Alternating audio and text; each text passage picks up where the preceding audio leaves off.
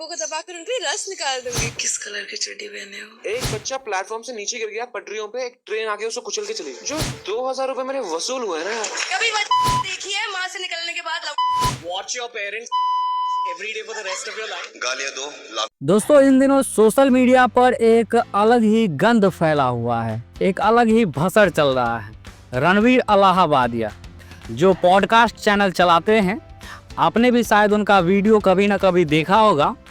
तो कुछ दिन पहले उन्होंने एक विदेशी चैनल का टॉपिक कंटेंट कॉपी करके ही अपना कॉमेडी जो पॉडकास्ट है वो स्टार्ट किया था। लेकिन अभी जो भसड़ फैला हुआ है सोशल मीडिया के ऊपर, लोग कॉमेडी कंटेंट के नाम पे पूरा गंदगी फैला के रखे हुए हैं। उन्होंने अपने शो के दौरान कुछ ऐसा बयानबाजी कर दिया, कुछ ऐसा कॉमेडी कर दिया जो कॉमेडी उन पर काफ़ी भारी पड़ रहा है और हर तरफ उनका पुरजोर विरोध किया जा रहा है और वाजिब भी है। दोस्तों उन्होंने कुछ ऐसा बोल दिया है जो शायद हम और आप लोग सपने में भी नहीं सोच भी नहीं सकते हैं। बोलना तो बहुत दूर की बात है। दोस्तों उन्होंने अपने शो में आए कॉमेडी कॉन्टेस्टेंट से पूछा कि क्या आप अपने माता पिता के वो वाले सीन में शामिल होना चाहेंगे। आप सोच सकते हैं दोस्तों कितना घटिया बात बोला गया है, जबकि रणवीर इलाहाबादी ने अपना जो फेस है, अपना जो छवि है, वो एक अच्छे व्यक्तित्व के रूप में बनाया था स्टार्टिंग में सोशल मीडिया पर। लेकिन इस बात को बोलने के बाद उनका विरोध होना लाजमी भी है और जायज़ भी है।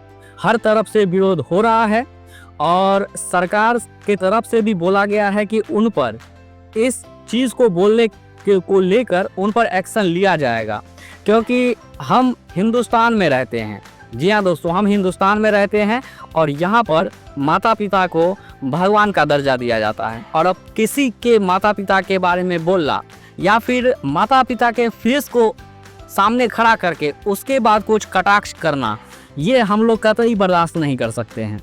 और सबसे बड़ी बात तो तब हो गई जब ये कॉमेडी जो लाइन है, ये जो बातें हैं, ये जो टॉपिक है, वो भी उन्होंने कॉपी किया। जी हाँ, विदेश में उन कॉमेडी शोज में ऐसा बोला गया था और सेम टॉपिक को कॉपी करके उन्होंने अपने शो में इस कॉमेडी सीन को शामिल किया। और उनके पास इतना भी माइंड नहीं था, इतना भी दिमाग नहीं लगाया कि हो सकता है कि जहाँ वो चीज़ बोली जा रही है, जिस कंट्री के अंदर, उनके कल्चर में वो चीज़ आम बात हो सकती है, हो सकता है। लेकिन जो कल्चर में वो रणवीर इलाहाबादिया हिंदुस्तान इंडिया में रह रहे हैं, यहाँ उस चीज़ को परमिशन कतई नहीं दिया जाएगा, क्योंकि इससे हमारे समाज के जो बच्चे हैं उन पर बुरा इफेक्ट पड़ता है।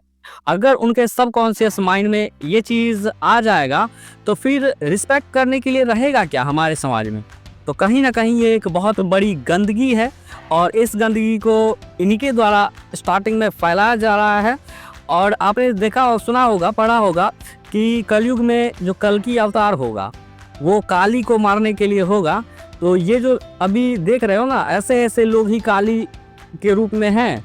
और अगर इस चीज़ को अभी रोक नहीं लगाया गया, इस चीज़ पर अभी पाबंदी नहीं लगाया गया, तो वो दिन दूर नहीं है जो कल की अवतार जो लाखों वर्ष बाद होने वाले हैं, वो शायद भगवान को अभी कुछ दिन बाद ही लेना पड़ जाए, जैसे काली को ख़त्म करने के लिए। जी हाँ, हो सकता है बहुत सारे जो रणवीर इलाहाबादी के फैंस होंगे उनको बुरा भी लगे, लेकिन मैं क्षमा प्रार्थी हूँ। लेकिन मैं बोलूँगा और मुझे बोलना पड़ेगा, क्योंकि समाज को मैं गंदा होने नहीं दे सकता। और दोस्तों यहाँ तक तो जो बोला उन्होंने अपने कॉमेडी शोज के दौरान, वो तो बोला ही। इसके बाद उन्होंने बोला कि एक लड़की को कि मैं तुम्हें 2 करोड़ रुपए अभी दूंगा, क्या तुम मेरे उस स्पेशल चीज़ का स्वाद लेना पसंद करोगे। सोच सकते हैं दोस्तों, मैं मतलब अभी जो मैं वीडियो बना रहा हूँ ना, मैं इधर उधर देख रहा हूँ, तब जाके ये लाइन आपको बोल पा रहा हूँ कि कहीं कोई चीज़ सुन ना ले। मतलब ये कल्पना करना भी बहुत मतलब एक घटिया लगता है दोस्तों, इतना गंदा लगता है। और कैसे उन्होंने इस बात को बोल दिया।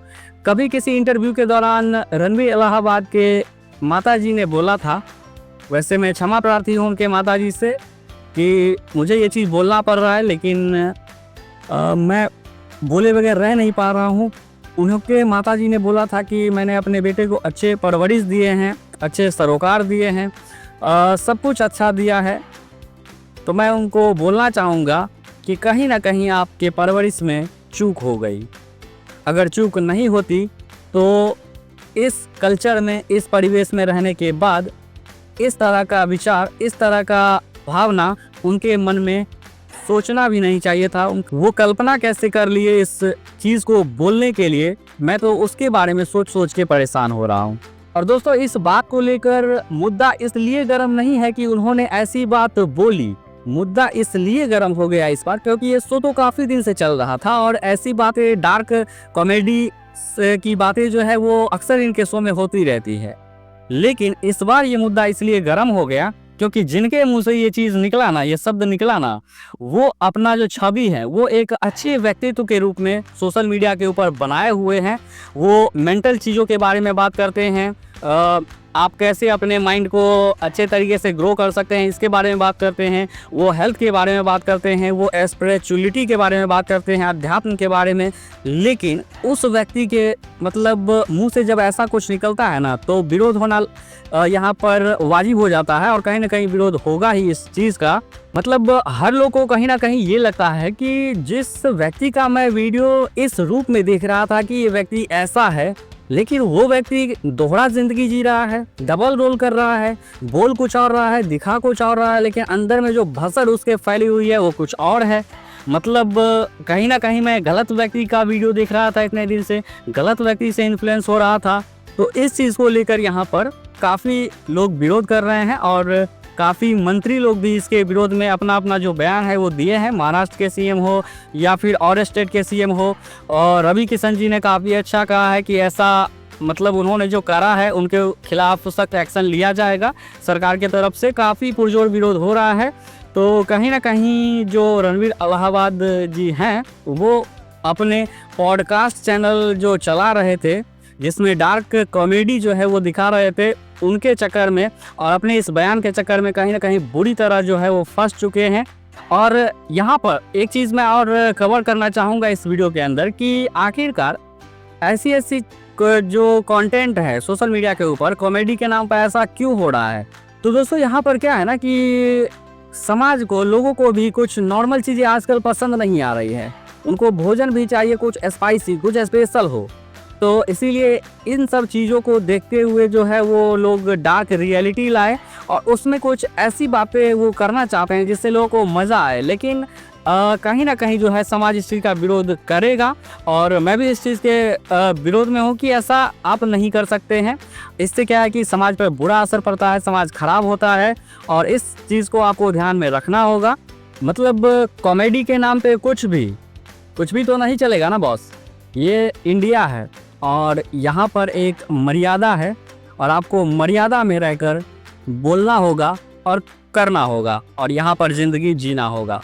अगर आप यहाँ पर रहना चाहते हैं, आपको ऐसा कुछ करना ही है तो आप चले जाइए किसी और कंट्री में, वहाँ पर रह के करिए, पाकिस्तान चले जाइए, कुछ भी बोलिए, कोई दिक्कत नहीं है। लेकिन यहाँ पर अगर आपको रहना है तो मर्यादा आपको रखना पड़ेगा। वैसे ही नहीं, ये जो धरती है वो मर्यादा पुरुषोत्तम राम की धरती है। तो अगर आपको इस धरती पर रहना है तो मर्यादा में रह के रहना होगा। वैसे आप इनके पॉडकास्ट चैनल और अगर आप पहले से इनको देखते थे, इनका वीडियो देखते थे, तो अब जो इनका छवि, दूसरा रूप जो इनका बाहर आया है निकल के, इनके इस रूप के बारे में आपकी क्या राय है? अपनी राय वीडियो के नीचे कमेंट सेक्शन में ज़रूर कमेंट करिएगा।